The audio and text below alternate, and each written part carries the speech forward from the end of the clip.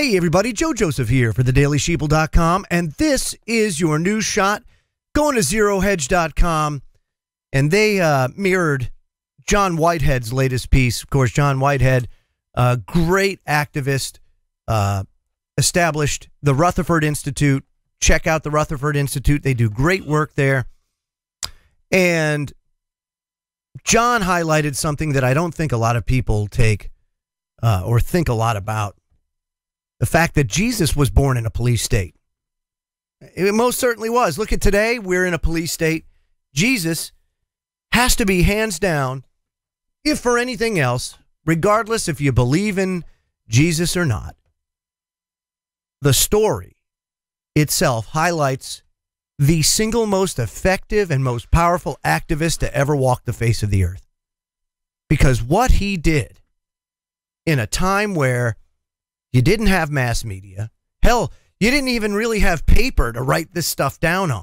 Everything was just an unbelievable process in order to do something. Like if you wanted to publish a book. Oh, man, the amount of resources that go into writing a book or even producing it on somewhat of a mass scale took forever and a ton of resources that you just didn't have. So in that day and age, what he did was unbelievable, because even in this day and age, an activist has an enormous uphill battle to fight when it comes to fighting for what's true and what's right, especially in this apostate world. Anyway, John writes, the Roman Empire, a police state in its own right, had ordered that a census be conducted. Joseph and his pregnant wife Mary traveled to the little-known town of Bethlehem so that they could be counted. And there being no room for the couple at any of the inns, they stayed in a stable where Mary gave birth to a baby boy, Jesus. Now, that's the official story, but like we find out with so many official stories, they end up being inaccurate. But that's not what this is about. It says, unfortunately, Jesus was born right into a police state, not unlike the growing menace of the American police state. And when he grew up, Jesus didn't shy away from speaking truth to power. Indeed, his teachings undermined the political and religious establishment of his day.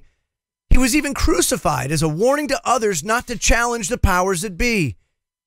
Yet what if, instead of being born into the Roman police state, Jesus had been born and raised in the American police state? Rather than traveling to Bethlehem for a census, Jesus' parents would have been mailed a 28-page American Community Survey, a mandatory government questionnaire documenting their habits, household inhabitants, work schedule, and other things. And instead of being born into a manger, Jesus might have been born at home. Rather than wise men and shepherds bringing gifts, however, the baby's parents might have been forced to ward off visits from the state, social workers intent on prosecuting them for their home birth. Think about that. He wasn't born in a hospital. He wasn't born via the traditional means. And as a result, what would have happened? Probably like today, those kind of parents that embark down that road are vilified and persecuted. One couple in Washington had all three of their children removed after social services objected to the two youngest, being birthed in an unassisted home delivery. They had their children taken away.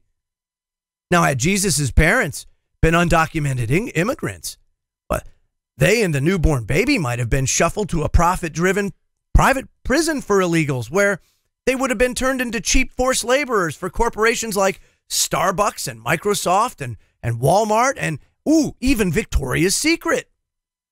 And from the time he was old enough to attend school, Jesus would have been drilled in lessons of compliance and obedience to government authorities while learning little about his own rights. Had he dared to step out of line while he was in school, God forbid, he might have found himself tasered or beaten by a school resource officer, or at the very least suspended under a school zero-tolerance policy that punishes minor infractions as harshly and more serious, more serious offenses. Now, had Jesus disappeared for a few hours, let alone days as a 12-year-old, while his parents would have been handcuffed, He would have been arrested and jailed for parental negligence. Really. And from the moment Jesus made contact with an extremist like John the Baptist, why, he would have been flagged for surveillance because of his association with a prominent activist, peaceful or otherwise. You know, since 9/11, folks, the FBI has actively carried out surveillance and intelligence gathering operations on a broad range of activist groups. And Jesus' anti-government views would certainly have resulted in him being labeled a domestic extremist. Law enforcement agencies are being trained to recognize signs of anti-government extremism during interactions with potential extremists who shared a, quote, belief in the approaching collapse of government and the economy.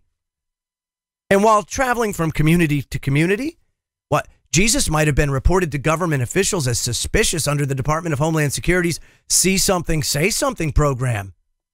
Now, rather than being permitted to live as a preacher, Jesus might have found himself threatened with arrest for daring to live off the grid or perhaps sleeping outside. The number of cities that have resorted to criminalizing homelessness by enacting bans on camping or even sleeping in your own vehicle or loitering and begging in public, that's doubled. And viewed by the government as a dissident and political threat to its power, Jesus might have had government spies planted among his followers to monitor his activities, report on his movements, and entrap him into breaking the law. Such Judases today are called informants, and they often receive hefty paychecks, a la Judas and his 50 pieces of silver, or however many he got, 30 pieces of silver from the government for his treachery. But listen to this. Had Jesus used the internet to spread his radical message of peace and love, he might have found his blog posts infiltrated by government spies, attempting to undermine his integrity and discrediting him or planning incriminating information online about him. And at the very least, he would have had his website hacked and his email monitored. You know, a couple years back, I witnessed some very underhanded things that happened as a result of people who were active against the state. One of them was Luke Radowski. And there's a couple others I can't remember off the top of my head that, had they not been savvy enough and not understood that you don't open emails that get sent to you when you don't know where they're coming from, they would have opened up an email that contained child pornography, and instantly, boom, the feds got them. But they're savvy. They know the tactics that are pushed by the control freaks down onto us, and they didn't do it. They didn't fall for it. Stuart Rhodes was another one, had it sent to him, you know? And as a result, had they opened that email, they'd have been done, cooked like a steak. But nope. Sorry, boys. Sorry, government. It takes a little more than that to get us. And we'll continue to keep fighting. Now, had Jesus attempted to feed large crowds of people today, he would have been threatened with the arrest for violating various ordinances prohibiting the distribution of food without a permit. Do you remember, folks, that 90-year-old man that was arrested for feeding the homeless on a public beach? Do you remember that? A 90-year-old man feeding hungry people, arrested. Had Jesus spoken publicly about his 40 days in the desert and his conversations with the devil, why, he would probably be labeled mentally ill and be detained in a psych ward with no access to family and friends. Without a doubt, had Jesus attempted to overturn the tables in a Jewish temple and rage against the materialism of religious institutions, he would have been charged with a hate crime. Currently, 45 states and the federal government have hate crime laws on the books. And rather than having armed guards capture Jesus in a public place, government officials would have ordered that SWAT carry out a raid on Jesus and his followers, complete with flashbang grenades and military equipment. Let's remember, there's upwards of 80,000 such SWAT team raids carried out each year. Sickening. And had anyone reported Jesus to the police as a potential danger, he might have found himself confronted and killed by police officers for whom any perceived act of noncompliance, a la like a twitch or a question, even a frown, can result in them shooting first and asking questions later. Now, charged with treason and labeled domestic terrorist, Jesus might have been sentenced to a life term in a private prison where he would have been forced to provide slave labor for corporations or put to death by way of the electric chair or a lethal mixture of drugs. Either way, whether Jesus had been born in our modern age or his own, he would have died at the hands of a police state. Remember, what happened on that starry night in Bethlehem is only part of the story. The baby in the manger grew up to be a man who didn't turn away from evil, but instead spoke out against it. And we must do no less. And that was John Whitehead. Now, I want to go on and take it a step farther, okay? Because one thing that Jesus stood for above anything else was the truth. The truth. And the truth in this day and age is pivotal to hold on to and to practice and to preach as we move forward into 2018. And in order to do that, we have to embrace certain truths. One thing that I found very interesting and encouraging is the fact that the New York Times found it important enough to highlight that Americans more and more are turning away from Christmas. 2012, 59% of Americans took part in Christmas. 2017, 55%. So you're seeing just over a 4-year period, 4 percentiles, 4 percentage points lower than 2012. That's a huge decrease. What it shows to me is simple. People are starting to realize the deception. And folks, let's be real. Deception isn't deception unless it's believable. And the way that Christmas is believable is by the spirit that is associated with it. And that spirit is full of lovey-dovey, warm, happy memories, things that my wife and I grapple with all the time because we loved Christmas before we realized what we were truly doing when we celebrated that holiday. Secondly, going into 2018, I ask each and every one of you to think very long and hard about the associations that you tie your identity to. Because it's very important that we distance ourselves from any associations that would cause a bias to take place. If you want to, or you're dedicated to, the pursuit of knowledge and truth, then you have to go wherever truth takes you. No matter what, you have to commit yourself to that above and beyond anything that you tie yourself to. Stop calling yourself a Republican, a Democrat, a Libertarian, an anarchist. It doesn't matter what you are, a Mormon, a Christian, a Jew, a Muslim. Step back from that. Doesn't mean you can't believe in that stuff, but don't make it who you are. Don't say, I'm a Christian. I'm a Republican. How about I'm Joe? How about we start there, or whatever, whoever you are, and go where the truth takes you. New York Times, again, highlighted this. More and more people are going where the truth takes them. And the truth is not in a holiday that Jesus or any of the prophets in the Bible ever celebrated, because it didn't exist. Because those rituals and those days were not of origin from God. Just not. Matter of fact, he implicitly in the Bible, in more than one place, says, don't do this. Don't do this. And the argument that I hear is, well, God knows my heart. No, think about it from the standpoint of a father, okay? All you parents out there.